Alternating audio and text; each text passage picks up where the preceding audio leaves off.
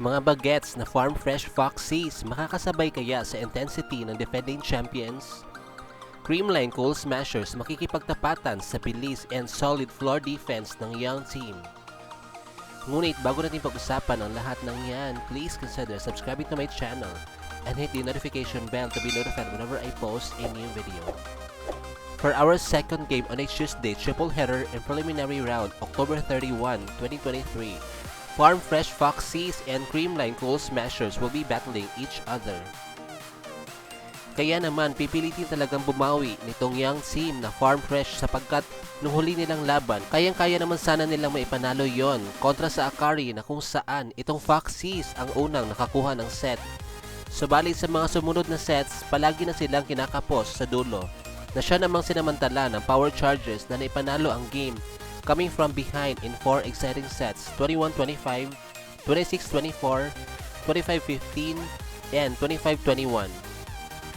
Marami nga ang nahinayang sa magandang pinakita ng Foxies kaya lang lumabas ang pagiging bata nila ng mga baguhan pa sa isang professional league.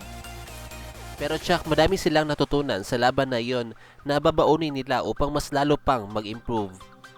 Sa padding naman ng Creamline na kasalukuyang may 3-0 win-loss record, which is not surprising sapagkat bihira lang talagang matalo itong defending champions sa eliminations.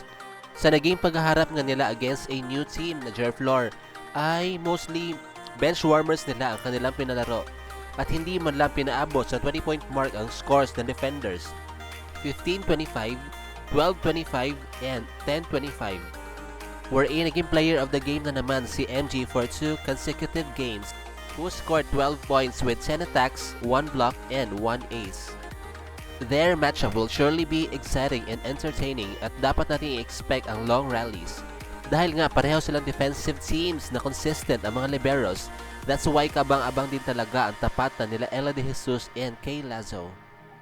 Pareho din silang naka-adapt sa low-fast setting courtesy of their starting playmakers na sina Louie Romero and Kyle Negrito. Magkakatalo na lang talaga kung sino ang mas gutom sa panalo. Abangan ang kanilang laban mamaya na po yan around 4 PM. At dito na nga po nagtatapos sa ating video. Thank you so much for watching. Huwag niyo po kalimutan mag-subscribe sa akin channel to be in the know about the latest snippets regarding Premier Volleyball League. Bye!